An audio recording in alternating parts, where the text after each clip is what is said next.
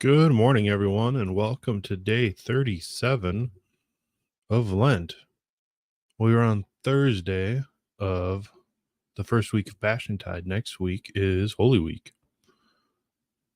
So we are once again, obviously, doing our daily meditations from Daily Meditations for Lent.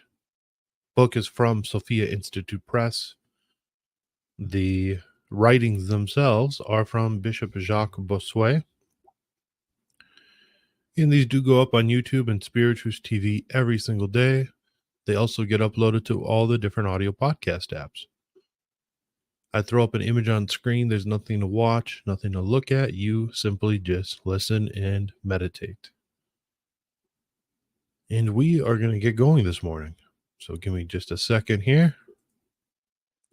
Day 37, Thursday of the 5th week of Lent. Jesus is persecuted. The calumny of the scribes and Pharisees should prompt us to reflect upon the injustice of man. They admired Jesus and realized that they were unable to catch him by what he said, neither before Pontius Pilate nor before the people. Luke 20:26. Did they then convert or stop trying to murder him? On the contrary, the more convinced they became, and the less they were able to oppose him with reasons, the more they became enraged against him. They appeared to be zealous for the liberty of the people of God and against the idolatrous empire, inasmuch as they asked his advice about the taxes due to Rome. Yet these same men who showed this false zeal would 3 days later cry out to Pilate, "If you release this man, you are not Caesar's friend." John 19:12. Still worse was what one of his chief accusers said. "We found this man perverting our nation and forbidding us to give tribute to Caesar." Luke 23:2. The very contrary was the truth, as Jesus had made clear. What could prevent calumny if plain speech had failed to do so? All that Jesus could do now was to endure what God allowed to befall him and be content knowing his own innocence. Let us plumb the depths of the human heart and take the measure of its injustice. The same men who here pretend to be zealous against the idolatrous empire will have recourse to it against Jesus, and even invoke it against his disciples. If the support of the people is needed, Caesar is their foe. If they need him to murder their enemy, Caesar is their friend. Men judge what is just according to their passions, calling things good which satisfy them, and even making use of political power to appease their passions, when its real purpose is to curb them. Render to Caesar the things that are Caesar's, and to God the things that are God's.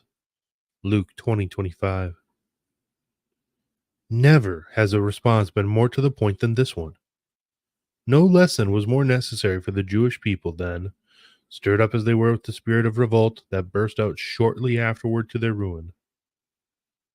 The Pharisees and the Zealots secretly encouraged this evil tendency. But Jesus, always full of grace and truth, did not wish to leave the world without having taught them what they owed to their prince, and without warning them against a rebellion that would bring ruin upon their nation. He also knew that his followers would be persecuted by the Caesars, whose very name and authority would soon intervene in the punishment being prepared for him. Jesus was not unaware of it. He had already predicted it. The Son of Man, he said, would be delivered to the Gentiles to be mocked and scourged and crucified. Luke 20:18-19. He also knew that the same treatment awaited the apostles, and that the Jews would deliver them up, and that they would be dragged before governors and kings. Matthew 10:19 and 18. Out of hatred for his gospel, although he knew all these things, he was just toward the princes, his persecutors, upholding the authority by which they would oppress him and his church. And he taught his disciples to submit to those in power and to do so meekly and without bitterness. When he suffered, St. Peter says, he did not threaten, but he trusted to him who judges justly. 1 Peter 2:23.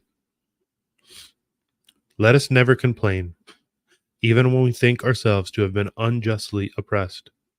But let us imitate our Savior in persevering in preserving what is God's, the purity of our conscience. Let us with willing hearts render what is due to all men, even to unjust judges, should the case arise, or even to our greatest enemies.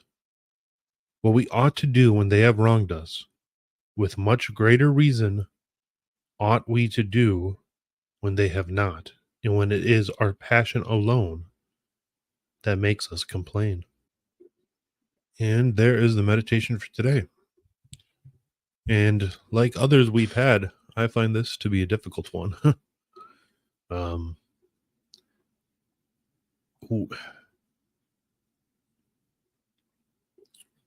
we like to complain a lot, people in general.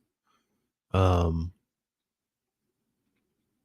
but specifically, even traditional-minded Catholics, we like to complain a lot. And I'm not saying that it's unjust. You know, there is elements of persecution, and I don't always like using the word because there are Catholics in the world, such as those in Nigeria, who are being like truly persecuted and are losing their lives daily. And something like 50,000 Catholics have been murdered in Nigeria over the last year or two, or something like that. So, I mean, that is real persecution, right? So I'm not a fan of using that word for some of the things that we experience, in America or elsewhere in the West, because it can't really compare, not yet anyways. But there are elements of persecution that we do experience, right? Elements of persecution from our government, from our culture, and also from within the church. um Having masses canceled, having all masses canceled during COVID, but specifically having Latin masses canceled by our own church, and having churches vandalized and burned down by leftists in the culture. So there are elements of persecution, and I'm not saying that the complaints about it are unjust, because of course they are. Justice is giving what is due. Um, so it's not that it's unjust to complain about these things, but in both these meditations from Bishop Bossuet, as well as the meditations we did last year for Lent from the School of Jesus Crucified, in many other saints, they tell us that we should not complain about persecution. We should not complain when we are wronged. Christ, who was God, was wronged worse than we will ever be. Every little offense against God is infinite. He is infinitely good. So therefore, any deprivation of good against him is infinite. And yet he did not complain. The Gospels are very clear. He barely said a single word throughout all of his passion. So we should imitate that. And instead, we have a tendency to do the opposite, to complain about every little thing. And once again, it's not unjust, but it's also not Christ-like.